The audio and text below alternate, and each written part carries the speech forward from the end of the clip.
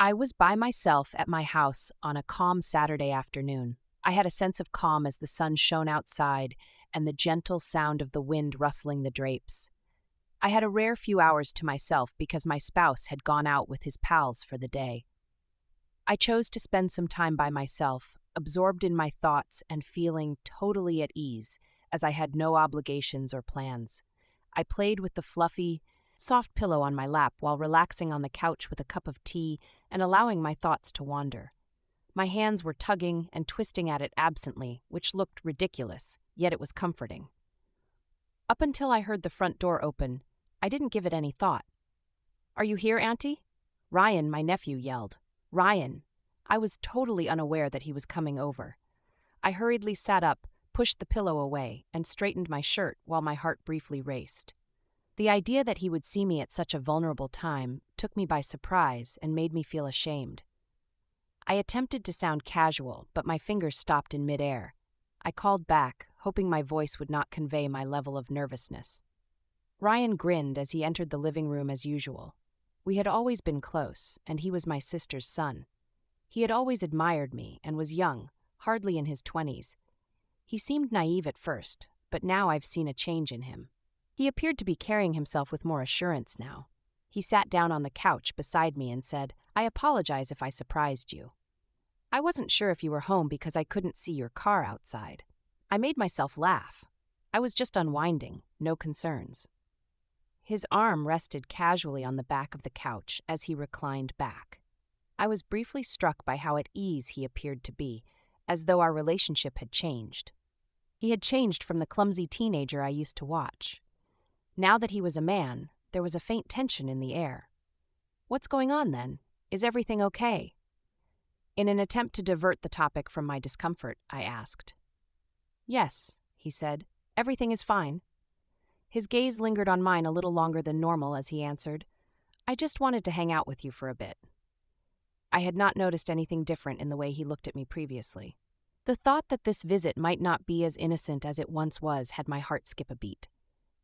As Ryan took a seat beside me, the room's atmosphere changed, a faint electric spark flickering between us. I made an effort to ignore the odd feelings, telling myself that he was still my nephew, but I couldn't help but notice how attractive he had grown. His piercing blue eyes had a depth that was both unnerving and fascinating, and his dark hair fell just above his brows. "What would you like to do, then?" I asked in a light-spoken manner. He pulled out his phone and said, "I don't know. We could watch a movie or something." I've heard positive reviews regarding a recently released action film. I nodded and reached for the remote control, trying not to lose my cool. I didn't want to entertain the thoughts that were racing through my head. My imagination running wild was the last thing I wanted, but Ryan's presence was both thrilling and intimidating. I tried to ignore the thoughts racing through my mind and concentrated on the television. We experienced a pleasant silence as the film began, but it was short-lived. Ryan would occasionally touch my arm as he reached over for some popcorn. An uncontrollable chill went through my body. It was absurd that I could experience such waves of awareness from a little touch.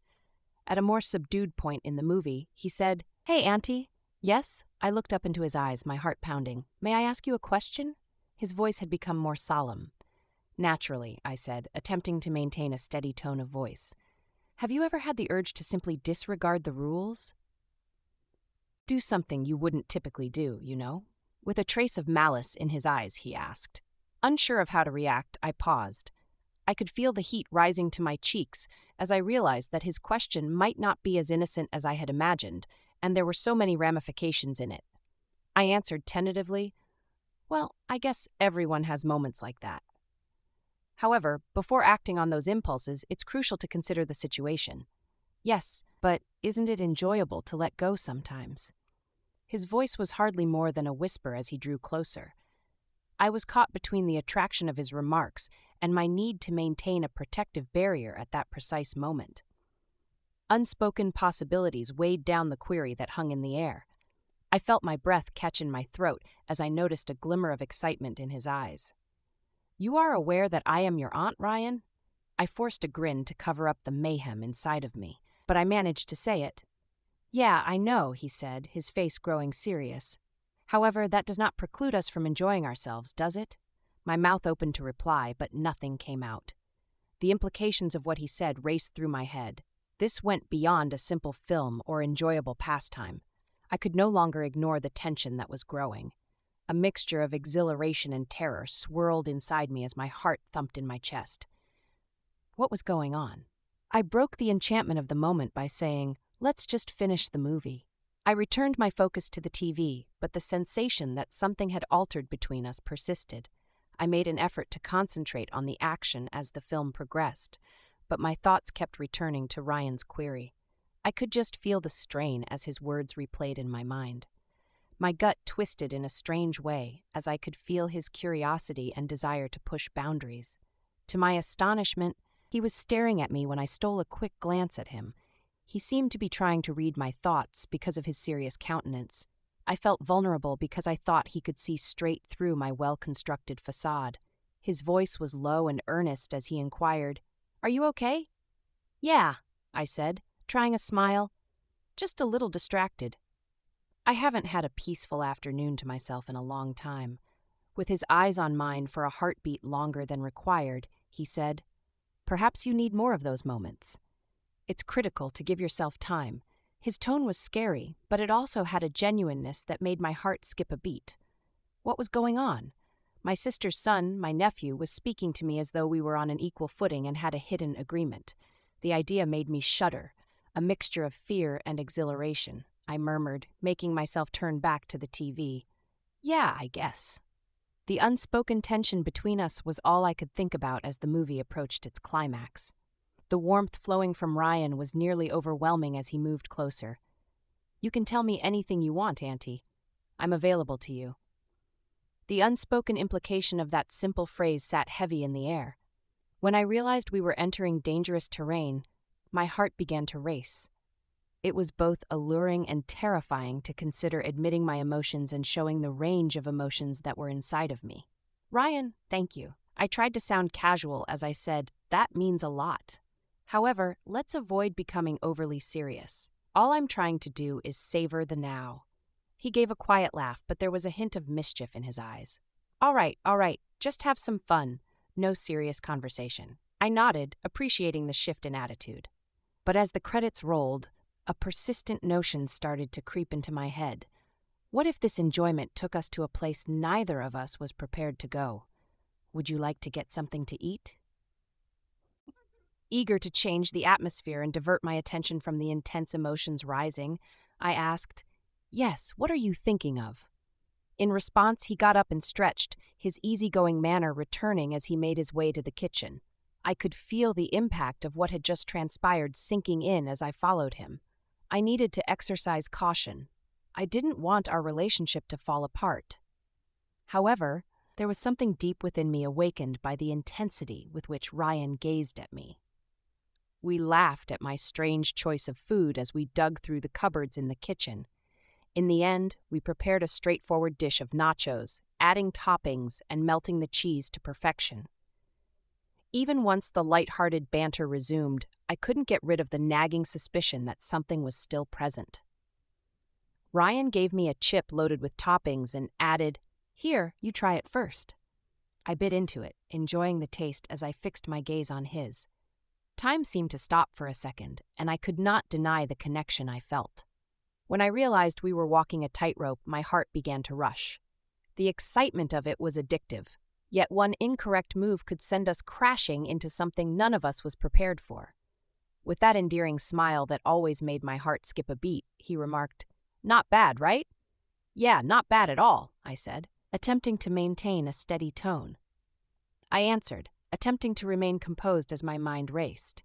I had no idea that the equilibrium we were attempting to preserve would soon be put to the test in unexpected ways. The atmosphere between us changed to one of intimacy as we sat at the kitchen table. The tension that had previously existed appeared to dissipate as we laughed and exchanged stories, giving way to a feeling of comfort.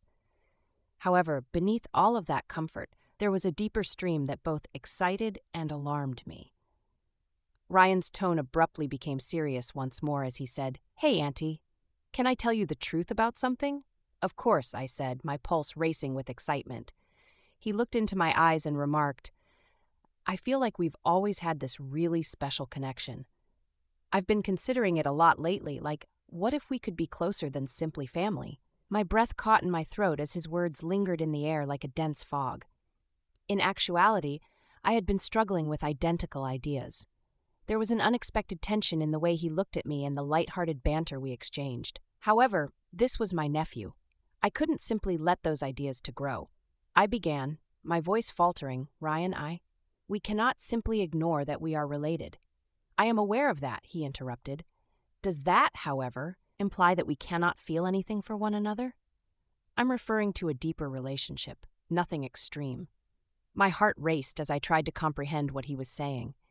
He was standing on the brink of the barrier, tempting me to peek over it, even though I had worked so hard to keep it safe. The ramifications and outcomes of where this talk might go were all over my head. I finally murmured, scarcely raising my voice above a whisper, I care about you, Ryan. I don't want to destroy what we have, though. My nephew is you.